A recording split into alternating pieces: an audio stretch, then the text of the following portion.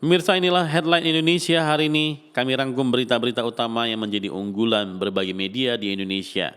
Pada hari ini, edisi Senin 23 September 2024, kami mulai dari detik.com yang memberitakan Satuan Tugas atau Satgas Operasi Damai Kartens Gabungan TNI Polri berhasil membebaskan pilot Susi Air Kapten Philip Mark Mehertens dari kelompok kriminal bersenjata atau KKB di Papua.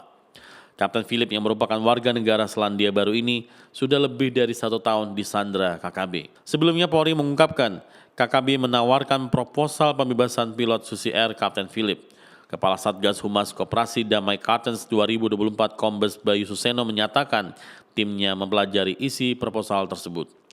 Proposal itu diterbitkan pada hari Selasa 17 September dan menunjuk fasilitator untuk mediasi pembebasan Kapten Philip.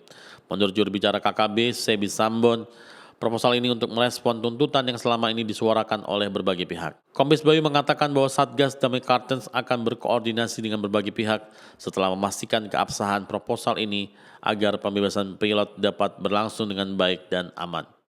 Sementara itu Kompas.com mengabarkan Badan Meteorologi, Klimatologi, dan Geofisika atau BMKG memprediksi wilayah Jawa Tengah dan daerah istimewa Yogyakarta akan memasuki peralihan musim kemarau hujan pada September 2024. Kepala BMKG Jawa Tengah Sukasno mengatakan bahwa wilayah Jateng baru akan memasuki awal musim hujan pada akhir September hingga awal Oktober. Sedangkan untuk petani BMKG mengatakan bahwa bulan ini belum masuk musim hujan. Sementara itu Kepala Stasiun Klimatologi BMKG DIY Reni Kraning Tias menyampaikan wilayah DIY akan masuk awal musim hujan pada dasarian ketiga Oktober 2024 pada tanggal 21 sampai 31 Oktober 2024.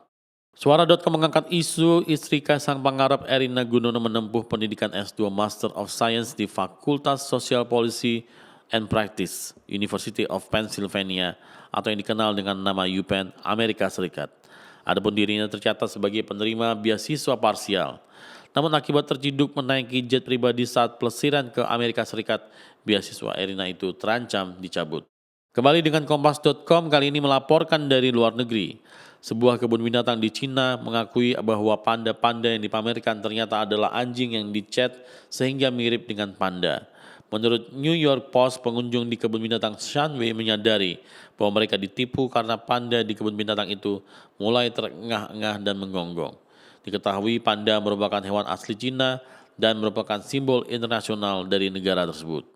Sementara itu, antaranews.com mengabarkan bahwa calon presiden dari Partai Republik Donald Trump pada hari Sabtu 21 September mengatakan bahwa sudah terlambat untuk melakukan debat lainnya setelah pesaingnya Wakil Presiden Kamala Harris menerima undangan CNN untuk kembali berhadapan dengan mantan presiden itu pada 23 Oktober. Saya dengan senang hati akan menerima debat presiden kedua 23 Oktober. Saya berharap @real Donald Trump akan bergabung dengan saya, tulis Harris di X. Wakil Presiden itu siap untuk kembali berbagi panggung dengan Trump, sebut ketua kampanye Jen O'Malley Dillon dalam sebuah pernyataan. Dari Jepang, Tribunnews.com memberitakan Anies Baswedan tidak sungkan mengungkap kondisinya di hadapan mahasiswa Universitas Sophia, Tokyo, Jepang, bahwa dirinya pengangguran alias sedang tidak bekerja.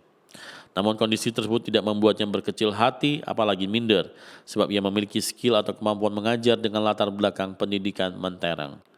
Di hadapan mahasiswa Universitas Sophia Tokyo, ia mengaku bahwa ia pengangguran karena sekarang sedang tidak bekerja kepada siapapun. Diberitakan oleh Bisnis.com mengabarkan Menteri Keuangan Sri Mulyani Indrawati secara gamblang mengungkapkan alasannya pernah membuat kebijakan menaikkan tunjangan kinerja alias tukin hingga 300% bagi pegawai negeri sipil atau PNS di Kementerian Keuangan. Sri Mulyani menyampaikan semata-mata untuk mengurangi korupsi dan mendorong profesionalisme serta performa PNS dalam bekerja. Pada kesempatan tersebut, Bendahara Negara mengungkapkan bahwa pada awalnya besaran kenaikan tukin yang diusulkan oleh mantan Direktorat Jenderal Pembendaraan Kemenku Marwanto hanya di rentang 30%, 40%, dan 60%. Namun Marwanto dan tim meramu ulang kenaikan tukin bagi para PNS Kemenku. Tidak tanggung-tanggung, pihak merancang dan mengusulkan presentasi kenaikan tukin mulai dari 100% sampai 300%. MetroTVNews.com mengabarkan bahwa polisi membongkar praktik judi kasino berkedok tempat karaoke di Semarang, Jawa Tengah. Penggerbekan dilakukan Kapolrestabes Semarang di sebuah tempat karaoke yang ada di Jalan Anjasmoro, Kota Semarang, Jawa Tengah. Saat penggerbekan ditemukan sebuah ruangan yang digunakan untuk permainan judi kasino dengan omset miliaran rupiah. Polisi menyita uang sebesar 1,25 miliar dan sejumlah peralatan judi. 12 orang ditangkap, diantaranya adalah operator judi, petugas keamanan, hingga pengawas CCTV. Berikutnya Kompas.com mengabarkan pelaksana harian Presiden Partai Keadilan Sejahtera atau PKS Ahmad Heriawan atau Aher menegaskan tidak ada koalisi dan oposisi dalam sistem presidensial yang dianut oleh Indonesia.